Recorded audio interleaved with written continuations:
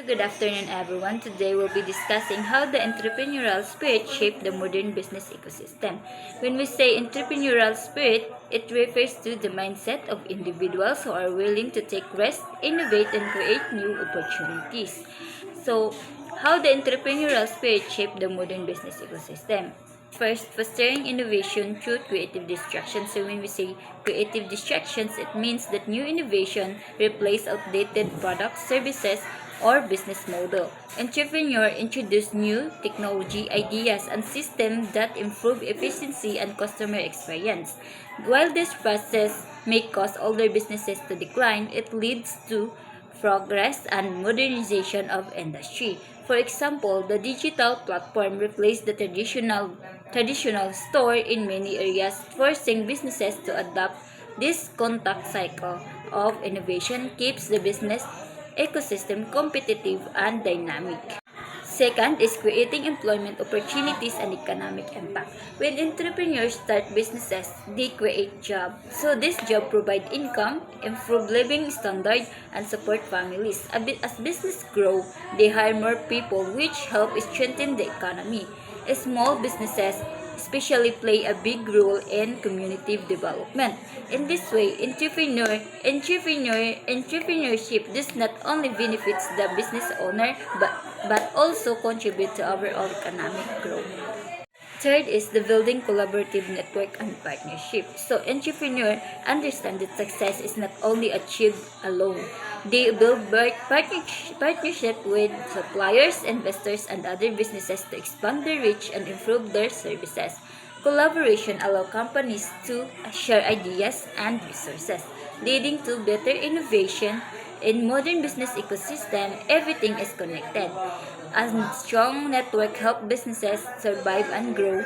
Working together create a sustainable and stable environment for everyone involved. So here in building collaborative network and partnership, we have ecosystem synergy. So it happened when different businesses or organizations work together in a way that makes the entire system stronger. Its participants play a specific role, and when combined, their effort they create greater value than if they work alone. For example, startup or newly built businesses. Now, it may depend on suppliers, technological providers, and contributors to operate smoothly. When all parts cooperate effectively, the whole business ecosystem becomes more productive and innovative. Second is strategic alliances. So, when we say strategic alliances, it is the partnership between different businesses. Third is the resource leveraging. So when we say resource leveraging, it means using available resources wisely by sharing or maximizing them through collaboration or partnership. So not all businesses not all businesses is now like enough capital, skills, or technology on their own. But through collaboration, companies can access funding, expertise, network, or equipment that may not have internally. By leveraging shared resources, businesses can grow faster and operate more efficiently.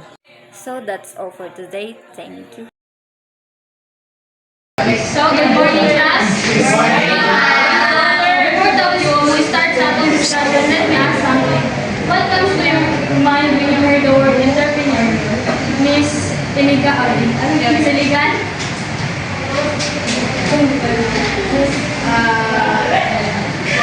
Entrepreneur mag-ibaliano. Business owner, tao nga na-build sa ka-business.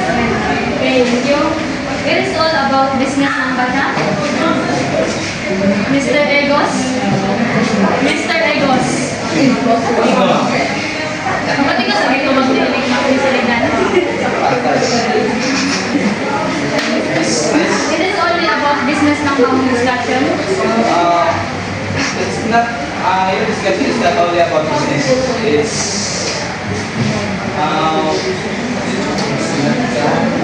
yeah. So it's not only about business. It's also about people, industry, and money. That's all. So our topic for today is all about cultivating entrepreneurial spirit across different contexts. So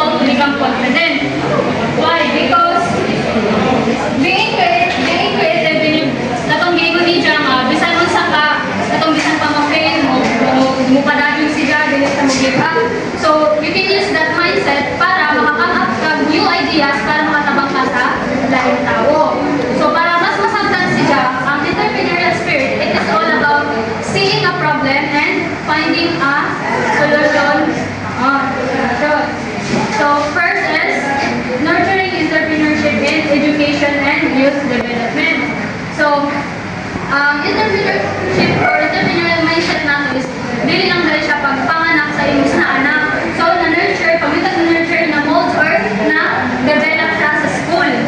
So, first is, school and programs can teach students to be creative and solve problems. Nga naman, tungod kay nga naman nga wala siya nag-focus sa business. Miss Dehande. Nga naman siya to be creative and solve problems. So, pag may magunta og entrepreneur, ang atong nasa atong mindset is ang ginatudlo about the business. Dili ay it also focuses helping student to be creative or ma-develop ang atong can-do attitude. So, by encouraging people to be to look a problem and para maghimo ka to nimo solusyon. So through hands-on activities like project competition in class is nakatapos siya sa student to turn their idea into learning opportunities. Nga naman, tungod kay ugna ka sa mga hands-on activities, kung sa may makutaw dahil sa imo, kung sa may mas mag-iwag sa iyo. Develop mo? Oo, yung mga critical thinking, decision making. So by that, we learn from experience. So, kinis niya mga program is natabangan niya ang mga young people to build confidence. So, in your own capabilities. So, pag naka-confidence, you become a strong leader sa school, sa communities, kung asa man ka, na. Then, syempre, dili sa tama ito, good leadership kung wala kay teamwork skills. Kung sa kanyang teamwork skills, may sila sana?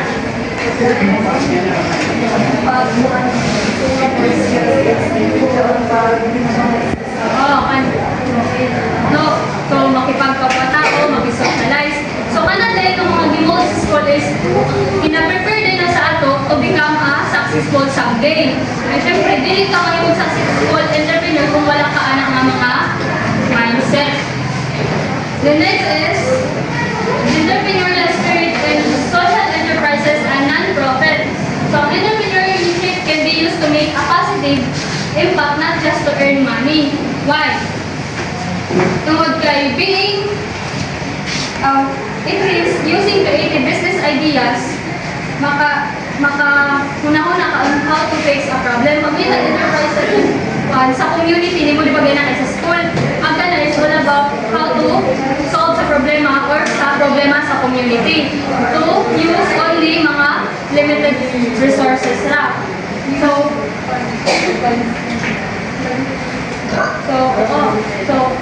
In a normal business, di ba kayo ma-measure din mo ang success sa isang entrepreneurship by looking at their bank account. So kung wala sulod yung bank account, it means dili sila successful. Pero ang dili sila sa communities, mahibawan mo or ma-measure din mo ang successful sa isa ka entrepreneur kung nakahatag ka og positive changes sa community, which is katong mag-solve ka og problem. Next is adopting entrepreneurial mindset to digital and global environment. So, siyempre, kailangan naman sa 21st century, so, na-introduce na dyan ang technology and internet, di ba? So, by the help of internet and technology is mas na-allow niya ang information, ideas, and product to reach all over the world. So, noon na nakatabang siya to expand or mas mulago ang imuhang business. Kaya syempre sa una kung wala pa technology and internet, di ba kay kung asa lang ang local ang imuhang business, di siya mas well known, di ba? Pero tungod sa technology and internet, mas ma-well known ka, mas makamit og mga new customer para in order to successful entrepreneur. So, syempre, in order to successful sa, you need to be flexible. So, masakta naman ang flexible, di ba? So, ikaw, kabala ka mag-adjust kung sa mga problem sa business. To be a creative. Di mga may entrepreneur kung wala tayo creative, di ba? Wala ka lang pag-himo ni mo business, creative naman na on how to make a things na mas valuable. Then, of course, open to learning from different cultures. So, dili lang kayo, ikaw ang dapat learning from lain cultures bitaw, kung sa po yung mga needs sa mga customers. Then, using digital tools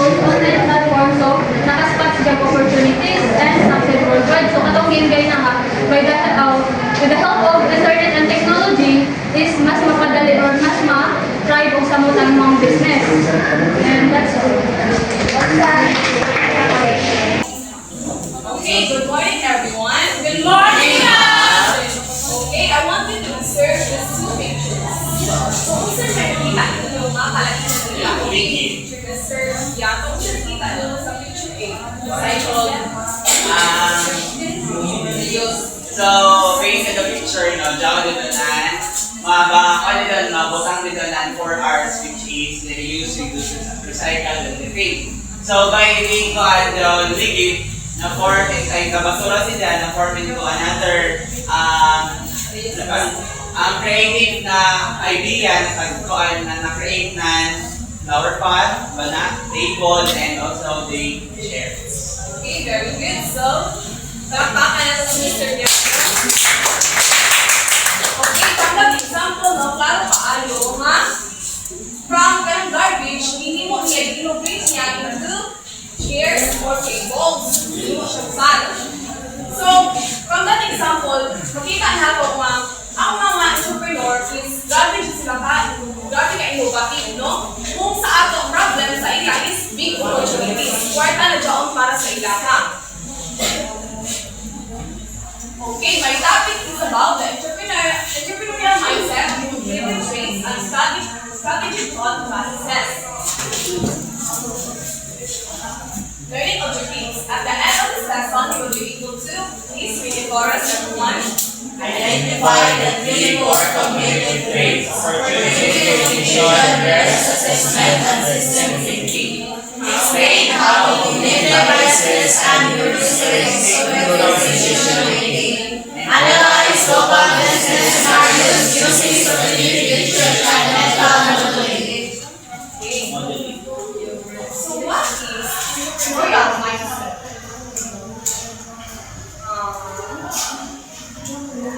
Pagbalik na.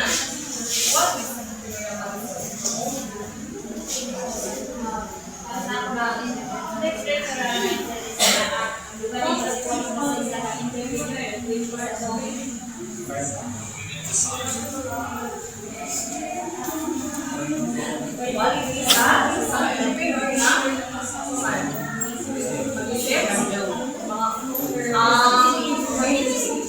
Okay, the clock of another idea, Miss Rona Bernaldez. Ang entrepreneurial mindset is your mindset kung saan mo pagdala yung business. No, diri ma-apply ang design thinking process from scratch to like I did yung idea from scratch to a new product.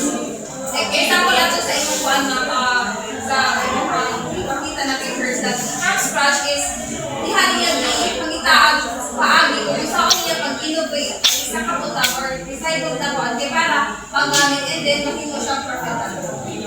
Okay, excellent. So, pagdaan na to o, pakpak ni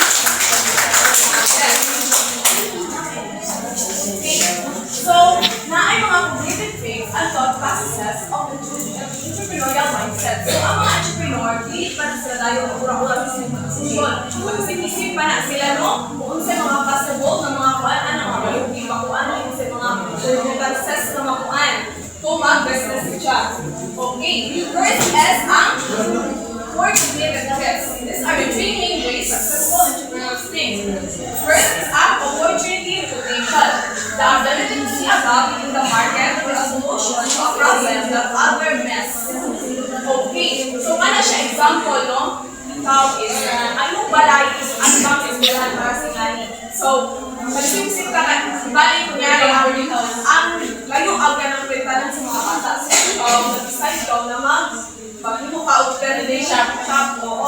So, nakita mo ang gap, no nga, layo ang mga pintanan sa mga bata. So, ikaw ka doon, nagpahito ka open din shop na small business.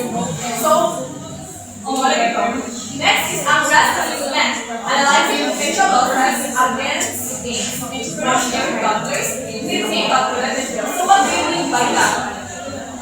Okay, Mr. So, yun na siya, Mr.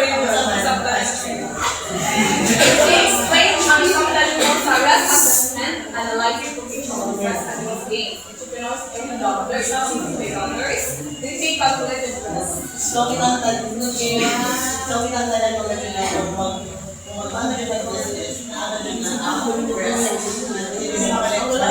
so, ako na yung analyze. So, ako yung analyze. Kung saan yung possible na mga Okay, isa mga gamblers rights. Sugal.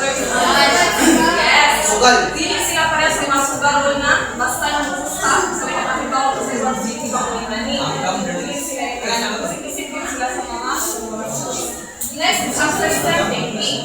Understanding of different parts like raw materials, workers, and consumers. What is to create value? So, para ang mga entrepreneur, mag-isip ka sa sila mga hindi ba ang mga materials, so, hindi ba ang mga bakanti, tagan ang mga consumers ni Ani para ang mga business mo lagbo. Next is cognitive biases and heuristics. So, heuristics, mental shortcuts that help us make decisions. So, ang mga entrepreneurial mo is heuristics. Okay, this the handy. What we need to say in the subject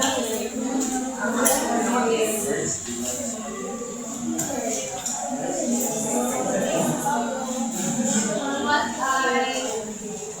I observed from that is, and now we're going to make learning business. Hindi ka dapat kung shortcut lang. Is natin by level mag-ihan. Para ang atong trabaho, hindi mo mistake or mag-iba sa atong mag-ihan on success. So, dapat atong iiwan ang business na dapat start sa ulo sa mga mataas para successful na Okay, very good. So,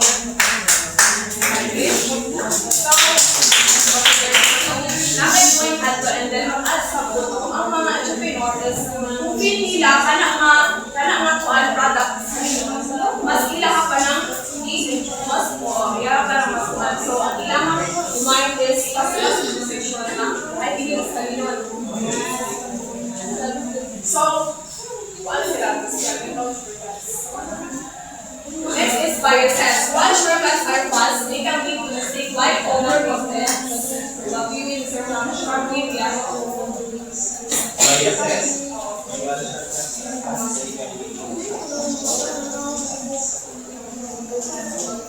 So, based sa definition of examples of the biases now, while shortcuts are fast, they can lead to mistakes like overconfidence. Kita tinod so, kita magudwan sa journey ato ang plano gani, mabias magudwan to kay once na daw na, dili ani nato gud i-analyze and kuno na yung sunod yun na makitabo na which is bias na daw kita sa to ang imo na dapat manggod in time sa magplano kita, dili na dito orada nato i-realize kaya para sa dili masayang ang mga naghago.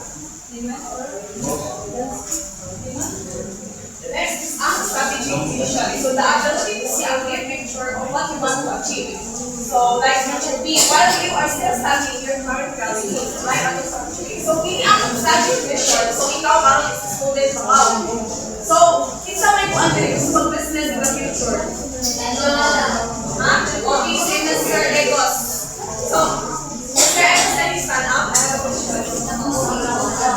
So, di ba ikaw kay gusto mo entrepreneur in the future?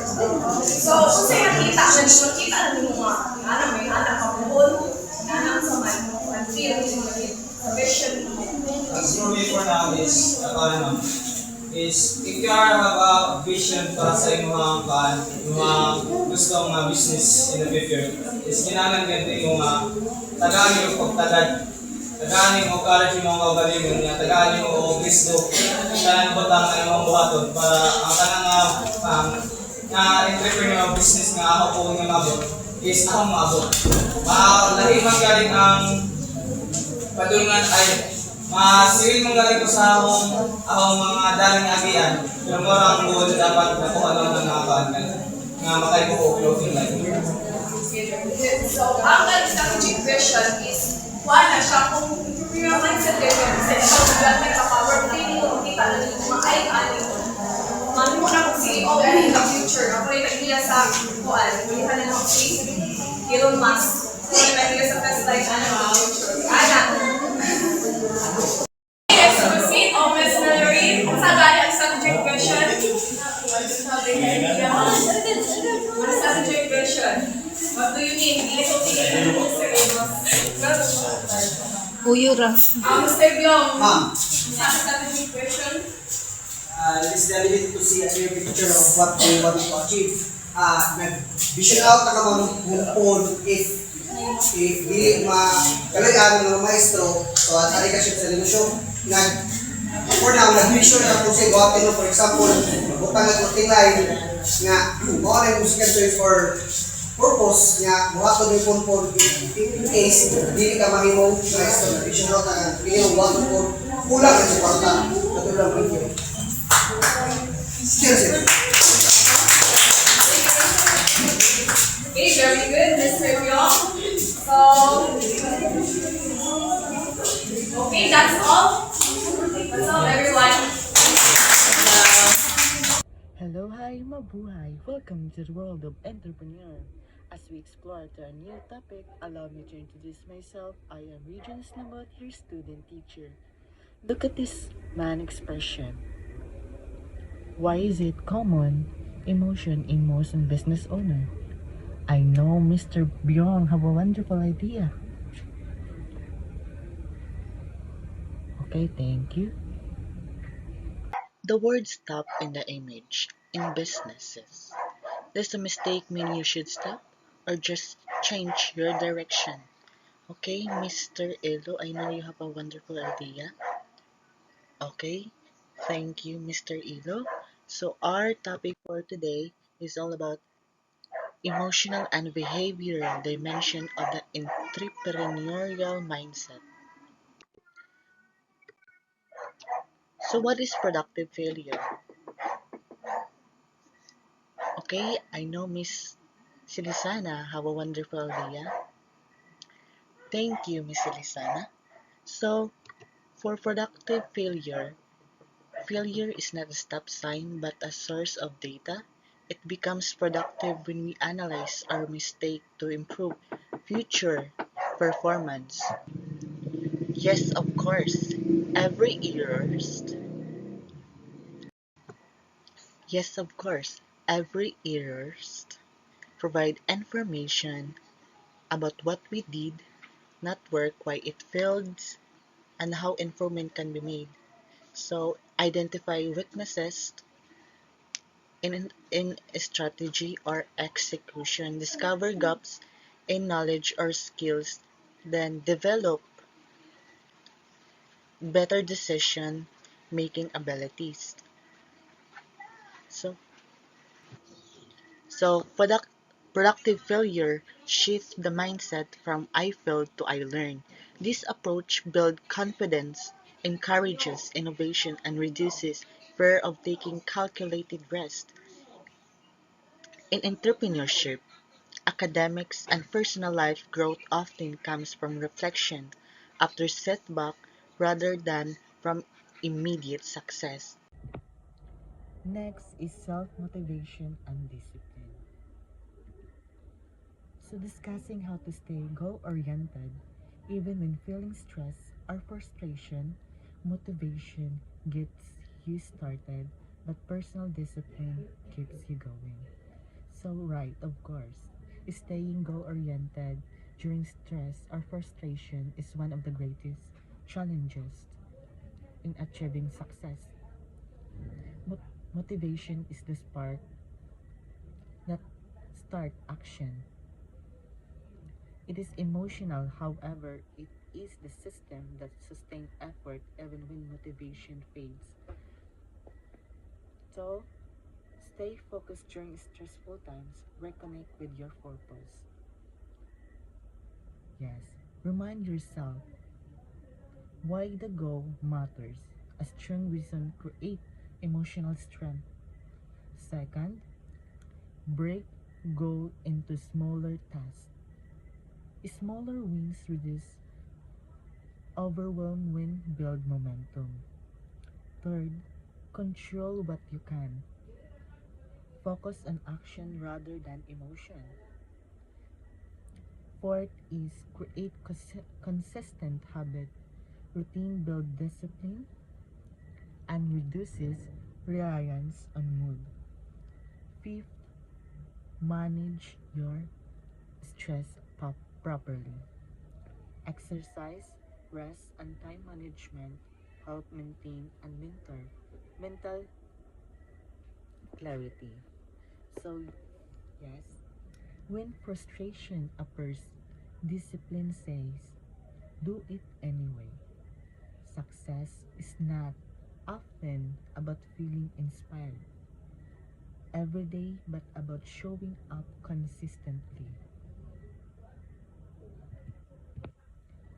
The last one is adaptability. Please read in chorus.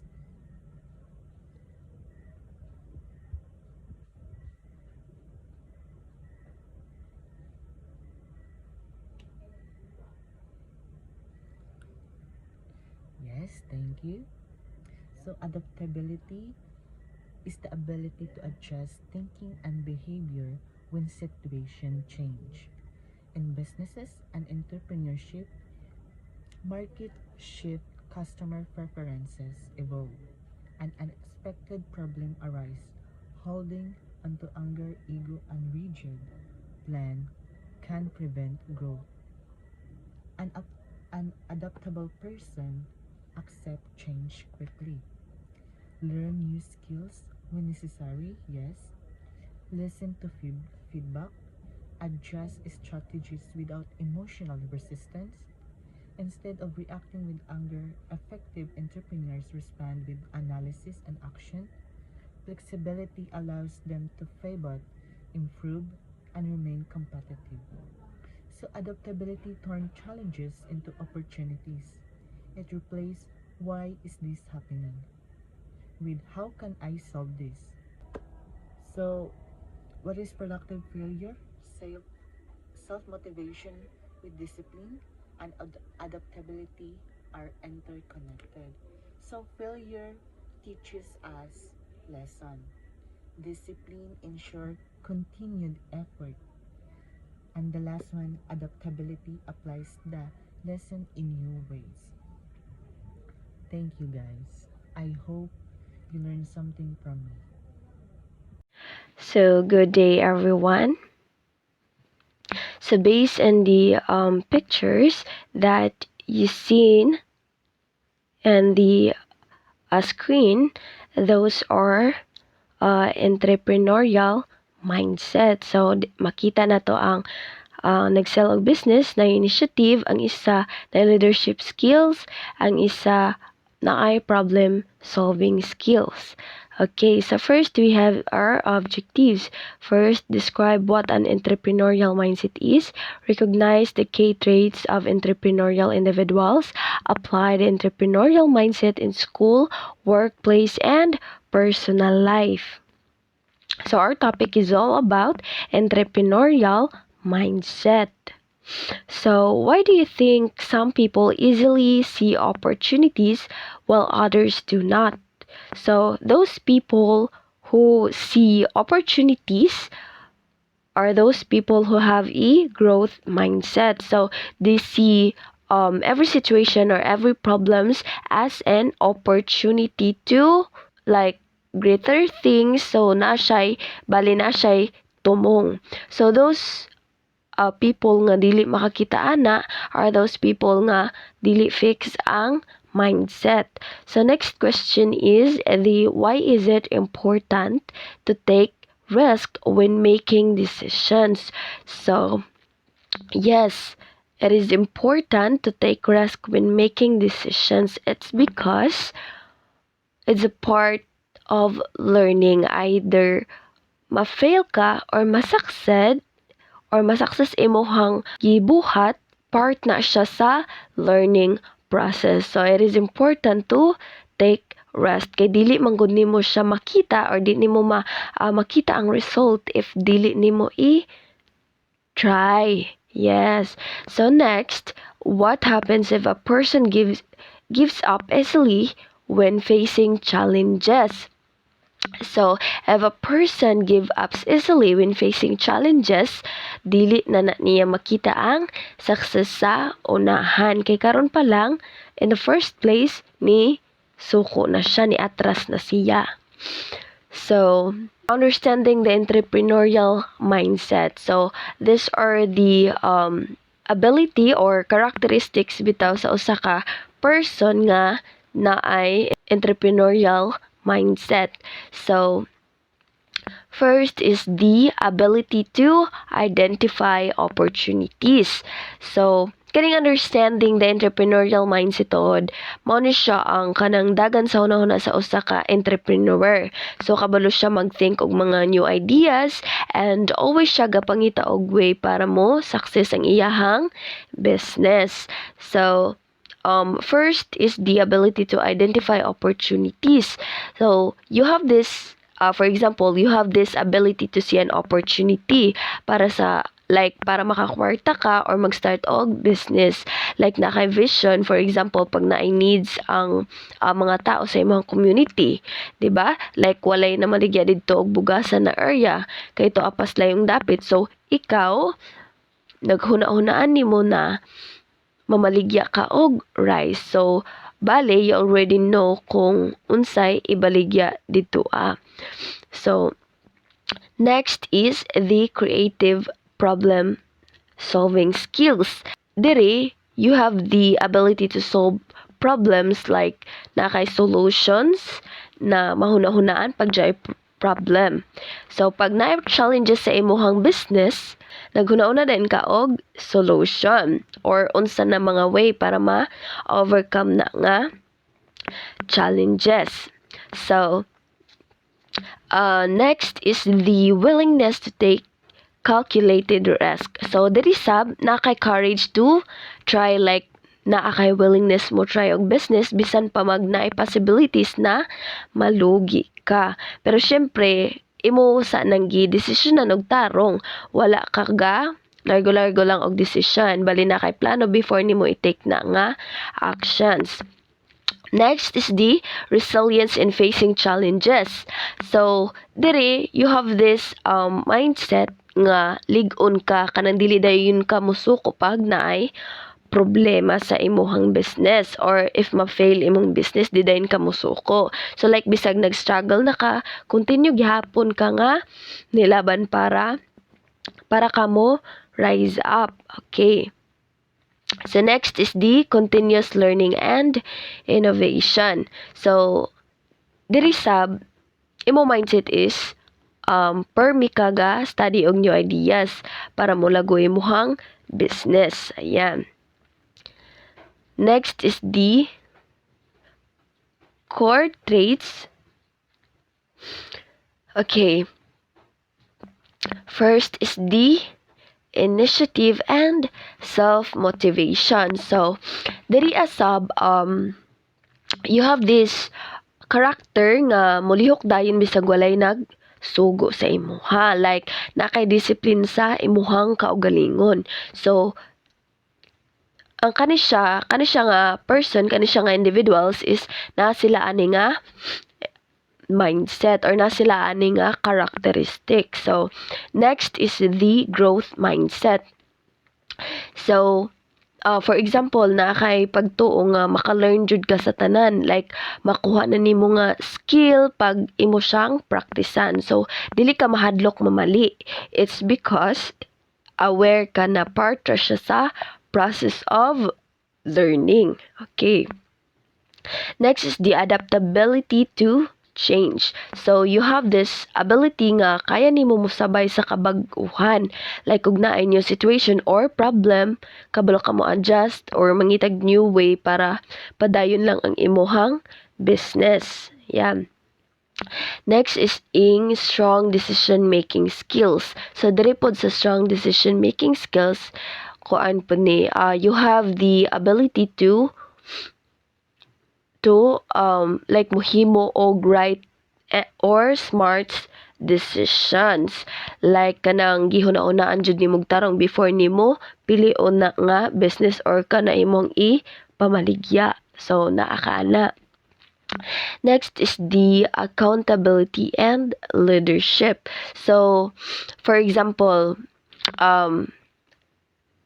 kani nga person is responsible siya sa iyahang mga decisions and actions. So, you have this ability or character nga responsible ka sa imuhang decisions or sa imuhang i-take nga action. So, kabalo ka mo lead and kabalo sad ka mo lead sa imong kaugalingon and kabalo sad ka mo lead sa lain tao para maka-start pod sila og business, like nakaana nga leadership. Okay. Next is where we can apply it. So, first is in school, of course, like leading projects, solving academic challenges. Kay, for example, ang imong ability to lead, makasolve siya problems, 'di ba? Magamit nimo siya sa group activity. Ikaw ang mag-lead og maghatag og idea para maansiran inyong activity. Next is ang sa workplace, of course, improving systems, suggesting innovation. So, makahelp sa siya para mulago ang inyong work system, and also you can give new ideas like innovation sa imong mga idea para mulago pod ang inyong workplace. Next is the communities. So there is a communities creating solutions rather to social problems. Okay, so like makahelp ka sa inyong community to solve problems kay nakaana nga ability. So, pag naay problem sa inyong community, makatabang ka nga mosolba sa problema. Okay. Next is in personal life. So, setting goals and managing resources wisely. So, dire imuha na ning personal life, ma-apply pod nimo ang entrepreneurial mindset sa imong personal life. Kay being an entrepreneurial mindset, of course, dapat kabalo ka mo budget sa money, kabalo ka mo manage sa money, kabalo ka mag time management, dapat na kay ability to solve problems, na kay leadership skills. So magamit pod nimo siya sa imong kaugalingon.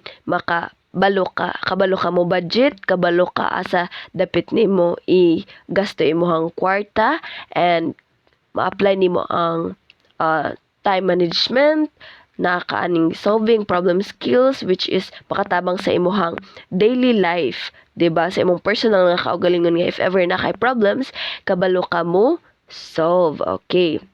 So next is the benefits of cultivating an entrepreneurial mindset. So first is encourage innovation and creativity, builds confidence and interdependence, enhances problem-solving abilities, para sa akong gingon kagayna, prepares individuals for future challenges, promotes economic and social development. So these are the benefits of cultivating an entrepreneurial mindset.